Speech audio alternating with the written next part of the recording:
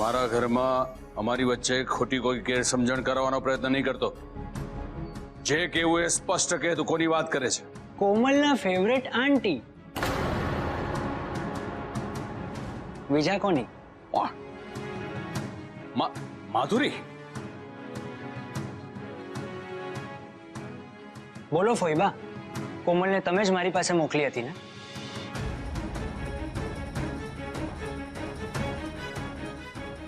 ના ના ભાઈ, આ બધું સાચું નથી. જો મિહિર, તું મને આ બધામાં ન ફસાવ.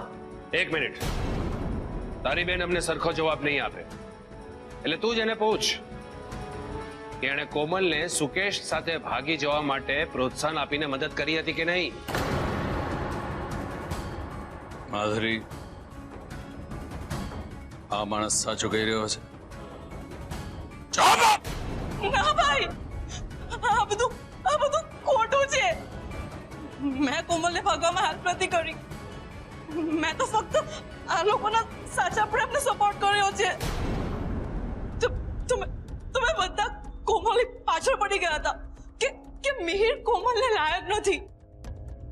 પણ કોમલ મિહિરને બહુ જ પ્રેમ કરતી હતી અને મિહિર પણ કોમલને ગુમાવવા નહોતો માંગતો.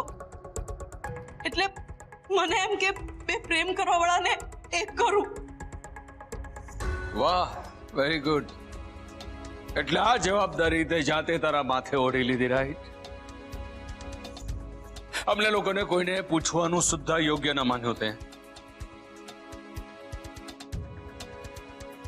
હવે તો સાચું બોલ માધુરી, કે તે કોમલને ક્યારે અને શું કહ્યું જે સાંભળીને ઘરેથી ભાગી જવા માટે તૈયાર થઈ ગઈ?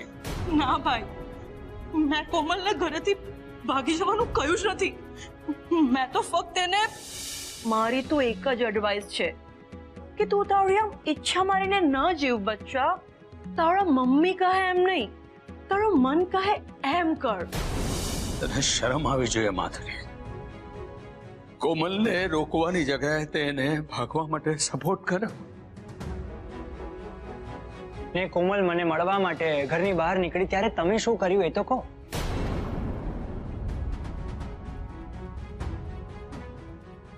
એ દિવસે અત્યારે ઘરમાં મારા સિવાય બીજું કોઈ જ નથી, એટલે રસ્તો એકદમ ક્લિયર છે. પણ આંટ, અચાનક કોઈ આવી તો નહીં જાય ને? નો ચાન્સ.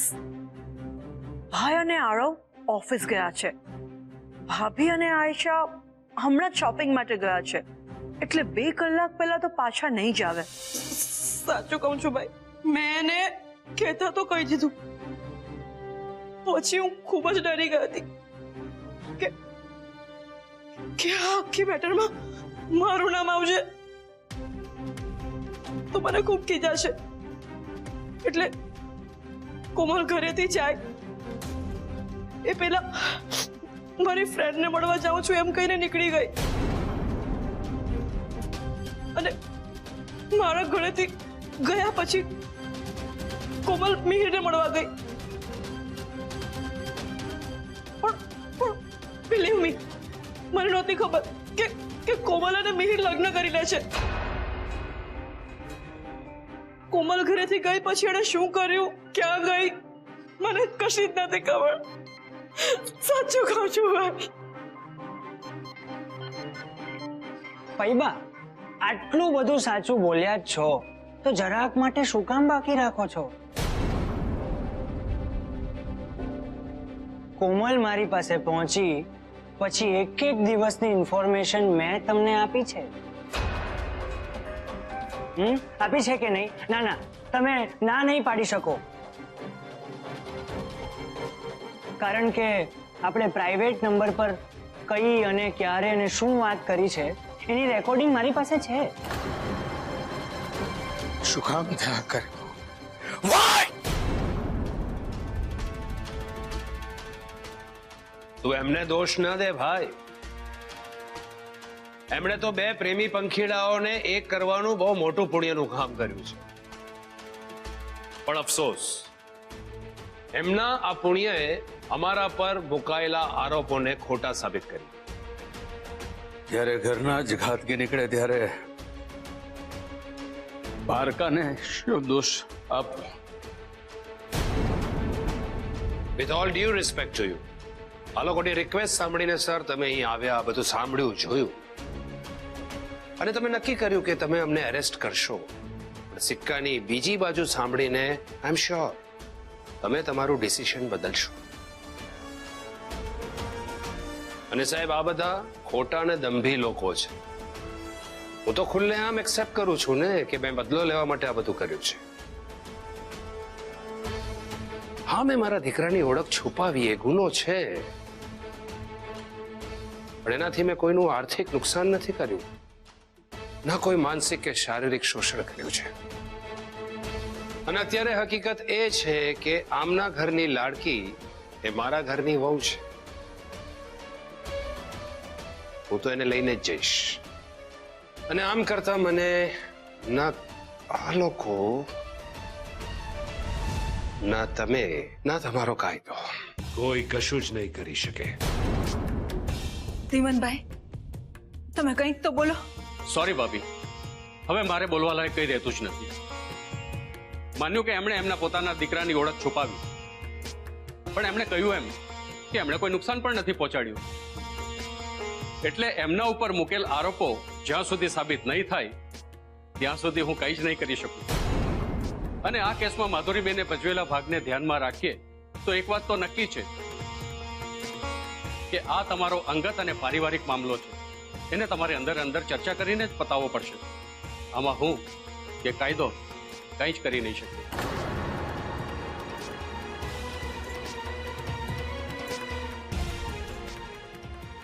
હું રજા લઉં છું દોસ્ત. Thank you so much. નમસ્તે ભાભી. કોમલ કોમલ કોમલ, મારી વાત સાંભળ દીકરા, મારી વાત તો સાંભળ. થોડો વખત રોકાઈ જા, થોડો વખત. પ્લીઝ મને જવા દો ને. મેં ઓલરેડી મારા મમ્મા પપ્પાને બહુ જ ટેન્શન આપ્યું છે. હવે હું વધારે નથી આપવા માંગતી. હે ભગવાન, આ તો ઘરે જવા જીદ લઈને બેઠી છે, પણ મારે આને કોઈ પણ હિસાબે રોકવી જ પડશે. ચાલો બોલાવો મારી પુત્રવધૂને ક્યાં સંતાડી રાખી છે. અને તમે મારા પુત્રને ટીપ આપીને બહુ હેલ્પ કરી છે, તો હવે છેલ્લી મદદ પણ કરી દો. તમને તો ખબર જ હશે ને. મને સાચે નથી ખબર કોમલ ક્યાં છે. કોમલ ઘરમાં નથી એ હું કહી ચૂકી છું, અને જે થાય એ કરી લો. કોમલને તમારા લોકોની સામે તો નહીં જ આવવા દો. કોમલ, સમજવાનો પ્રયત્ન કર. તું સાવ નકામી ચિંતા કરી રહી છે. તારે કશે જવાની જરૂર જ નથી. ભાભી, હા તમે આટલું કોન્ફિડન્ટલી કઈ રીતે કહી શકો છો કે હું નકામી ચિંતા કરી રહી છું?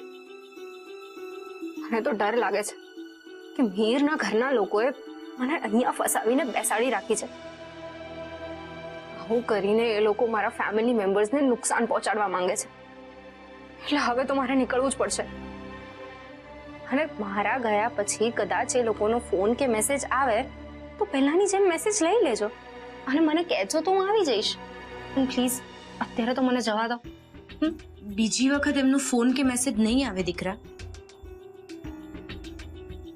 તમને કઈ રીતે ખબર કે એ લોકોનો ફોન કે મેસેજ નહીં જ આવે? કારણ કે પહેલી વાર પણ એમનો કોઈ ફોન કે મેસેજ આવ્યો જ નહોતો. યુ મીન ટુ સે કે એ લોકોએ તમને ફોન કર્યો જ નથી? ના, એ લોકોએ તમને કહ્યું જ નથી? એ લોકો તમારા ઘરે મને એકલા મળવા માંગે છે, પછી તમે મારા ઘરે આવીને મને અહીંયા શું કામ લઈ આવ્યા? તારી મમ્મીના કહેવા પર કોમલ. વોટ? મમ્માએ કહ્યું? પણ શું કામ? કારણ કે તારા મમ્મી તને સુરક્ષિત રાખવા માંગતા હતા. પણ ભાભી, હું મારા ઘરે પણ સુરક્ષિત જ હતી ને? ના કોમલ, તું તારા ઘરમાં સુરક્ષિત નહોતી. હા, તમે આટલું ખાતરીપૂર્વક કઈ રીતે કહી શકો છો? કારણ કે તમારે કોમલને અમારી સામે લાવવી પડશે અને અમારી સાથે ઘરે પણ મોકલવી પડશે. તારાથી થાય એ કરી લે. અમારી કોમલ તારા ઘરે તો નહીં જ આવે. નહીં શું કામ આવે? અત્યાર સુધી તો મારો પ્લાન પ્રોપર્ટીઝના પેપર્સ લઈને કોમલને લગ્નના બંધનમાંથી મુક્ત કરીને ભગવાન ભરોસે છોડીને જતો રહેવાનો હતો. પણ તમે કમિશનર સાહેબને બોલાવીને જે મારો ફજેતો કર્યો છે ને, એટલે હવે તો હું અમારા પરિવારની વહુને અહીંથી લઈને જ જઈશ. અને એટલું જ નહીં, હું મારા ઘરમાં એને નોકરાણી બનાવીને રાખીશ. મહેન્દ્ર! તું દીકરીનો બાપ છે, અવાજ નીચે. અને કોમલને તો અમે અહીંથી લઈને જ જઈશું, અને આમ કરતા મને કોઈ નહીં રોકી શકે, તમારા ઠાકોરજી પણ નહીં.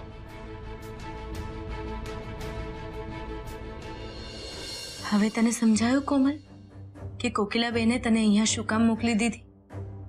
હા ભાભી, પણ મમ્માએ તમને બીજું શું કહ્યું?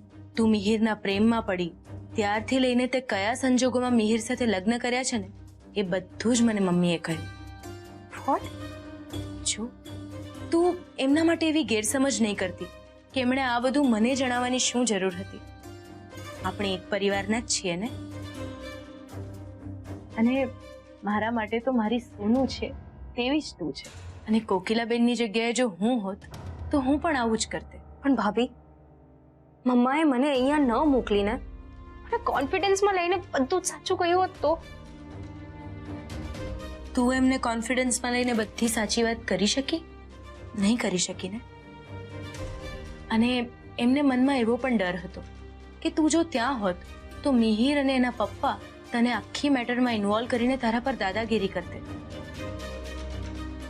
અને ધાક ધમકીથી તારી પાસે ગમે તે રીતે કબૂલ કરાવતે કે તે મિહિર સાથે લગ્ન તારી મરજીથી કર્યા છે. અને એટલે જ એમણે તને અહીંયા મોકલી દેવાનું ઠીક વિચાર્યું.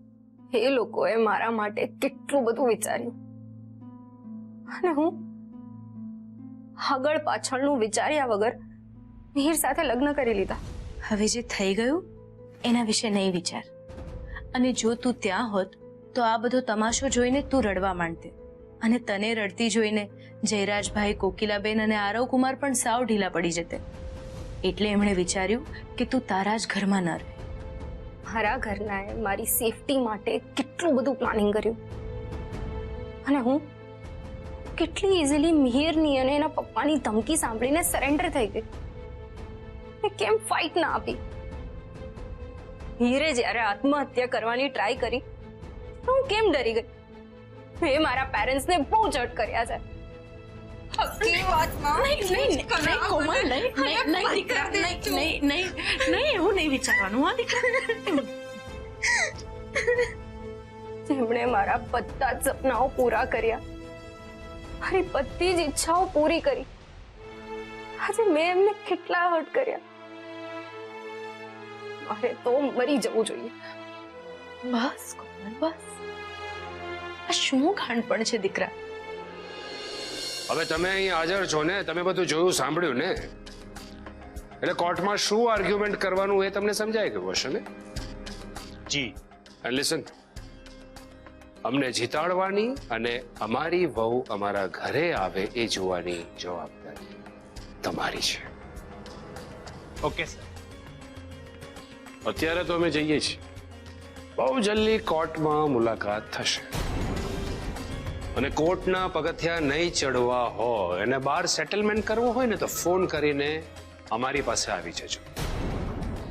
અમે તમારા સ્વાગતની તૈયારીમાં કોઈ કચાશ નહીં રાખશું. મજુમદાર, અમે પણ અમારા દુશ્મનોની વિદાયમાં કોઈ પણ પ્રકારની કચાશ નથી રાખતા. તમે એક પણ શબ્દ બોલ્યા વગર અહીંયાથી નીકળી જાઓ, નહીં તો ધક્કા મારીને બહાર કાઢવા પડશે. આજ ચલ.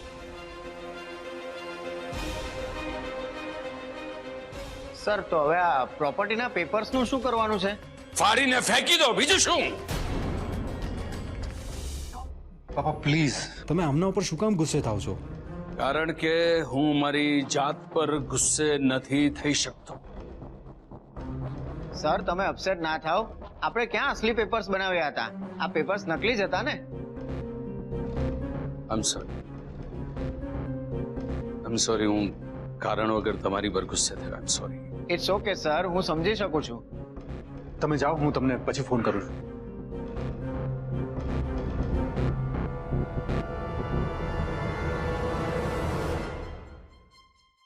આપણે કેટલી બધી તૈયારી કરી, કોમલને હિનાબેનને ત્યાં મોકલી, ધીમનભાઈને પણ બોલાવ્યા, પણ તોય આપણે આપણી કોમલને આ બળજબરીના લગ્ન બંધનમાંથી મુક્ત તો ના જ કરાવી શક્યા. બેન, આ મજુમદાર ને મિહિર તો પારકા હતા, પણ તમે તો ઘરના છો. તમને મારી સામે વાંધો હતો ને, તો મને 2 તમાચા મારી લીધા હોત ને તો હું મૂંગા મોઢે સહી લે. પણ તમે જે આ ગદ્દારીનો તમાચો માર્યો છે ને, એની કળ ક્યારેય નહીં વળે. પ્લીઝ આવું ન બોલો. અને આખી વાતમાં મારી કોમલે તમારું શું બગાડ્યું હતું? આંટ આંટ કહીને એનું ગળું નહોતું સુકાતું. એક્ઝેક્ટલી. એણે તો તમને પોતાની ફ્રેન્ડ માનીને પોતાની બધી જ પર્સનલ વાતો કરી હતી ને, અને તમે એને સાચો રસ્તો બતાવવાને બદલે એને બરબાદી તરફ ધકેલી. આરો પ્લીઝ, તમે બધા મિહિરની વાતોમાં નહીં આવો. એણે તમને કઈ વધારે પડતું જ કહ્યું છે. હું રાકેશના સમકાઈને કહું છું. મેં તો ફક્ત પ્રેમ કરવા વાળાને એક કરવાની ટ્રાય કરી હતી. મને ખરેખર નહોતી ખબર કે મિહિર કોમલને મેરેજ કરવા માટે મજબૂર કરશે. બસ કરો બેન, સમ ખાઈને તમે તમારી સફાઈ ના આપો, કારણ કે આમ સફાઈ આપવાથી તમારી હકીકત નહીં બદલાઈ જાય. ભાભી પ્લીઝ તમે મારો વિશ્વાસ કરો. હું તમારા પગે પડું છું. બસ માધુરી, હવે એક શબ્દ નહીં બોલતી, એક શબ્દ નહીં.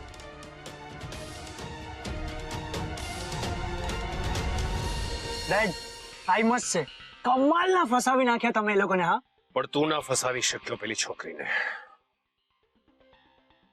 અરે ને તારા કંટ્રોલમાં રાખવાની જરૂર નથી. એવું નહીં તારી સાસુ કેટલી પહોંચેલી છે. રાતોરાત પેલી છોકરીને ક્યાં ગાયબ કરી નાખી એની તને કે માધુરીને ખબર સુદ્ધા ના પડવા દીધી. આઈ નો ડેડ, મારે કોમલના ટચમાં રહેવું જોઈતું હતું. માધુરીને તો સમજ્યા, પણ તે ખબર કેમ ન રાખી કે કોમલ ક્યાં છે? ડેડ, આપણે જ નક્કી કર્યું હતું ને કે હું થોડા દિવસ માટે અંડરગ્રાઉન્ડ થઈ જઈશ, એટલે હું કોમલના ટચમાં પણ નહીં રહ્યો. ડફોડ, દુનિયાના માટે અંડરગ્રાઉન્ડ થવાનું કહ્યું હતું, પણ તારે તો અંદર ખાનેથી કોમલને વિશ્વાસમાં રાખીને એના ટચમાં રહેવાની જરૂર હતી. ઓ ગોડ. ડેડ, હવે શું કરશો? હવે આકાશ પાતાળ એક કરીને પણ પેલી છોકરીને શોધી નાખ. એ છોકરી મળશે પછી જ આપણે આપણો બદલો પૂરો કરી શકીશું. પણ ડેડ, મને એક સવાલ થાય છે કે કોમલ એના ઘરમાં નથી તો બીજે ક્યાં હશે? ત્યાં તારા ઘરના મિહિરની સામે, મિહિરના પપ્પાની સામે તારા માટે અને તારા ભવિષ્ય માટે લડી રહ્યા છે, અને તું અહીંયા મરવાની વાત કરે છે. ભાભી, મને મારી જાત માટે નફરત થઈ રહી છે. કોમલ, તું અત્યારે એવું કંઈ જ નહીં વિચાર. પણ ભાભી, મને ફરી ફરીને એક જ વિચાર આવે છે. શું કામ હું મિહિરની વાતોમાં આવી ગઈ? કદાચ એ સમયે તું એકલી હતી અને તારા ઘરનાઓથી દૂર હતી, એટલે તેની વાત માની લીધી હશે. પણ મને પૂરેપૂરો વિશ્વાસ છે કે આજનો દિવસ પૂરો થતા સુધીમાં આ સમસ્યાનો અંત આવી જશે. ભાભી, તમને લાગે છે એટલું સહેલું નથી? એ લોકો બહુ જ ખતરનાક છે. તો તું તારી જાતને અને તારા પરિવારના લોકોને શું કામ ઓછા આંકે છે? કોકિલાબેન અને જયરાજભાઈ મજુમદારને પહોંચી વળશે. ને અત્યાર સુધી તું મિહિરના પપ્પાના ફોનની રાહ જોતી હતી. હવે કોકિલાબેનના ફોનની રાહ જો. એમનો ફોન આવશે ને પછી જ આપણે અહીંયાથી જઈશું. પણ ભાભી, મમ્મીનો ફોન આવે કે પેલા મિહિરના પપ્પા કે એમના માણસો આવીને મને ગોતી લેશે તો? તું એની ચિંતા નહીં કર. મારા રહેતા તને કોઈ કંઈ નહીં કરી શકે. મારી જવાબદારી છે અને હું તને કંઈ જ નહીં થવા દઉં. અને જો કોઈ આવશે તો આપણે એવું જ રાખશું કે તું આ ઘરમાં નથી, અને કંઈ પણ થઈ જાય હું તને જ્યાં સુધી નહીં બોલાવું ત્યાં સુધી તું બહાર નહીં આવતી, સમજી? બસ મને ઠાકોરજી અને કોકિલાબેન પર પૂરેપૂરો વિશ્વાસ છે. સૌ સારાવાના થઈ જશે.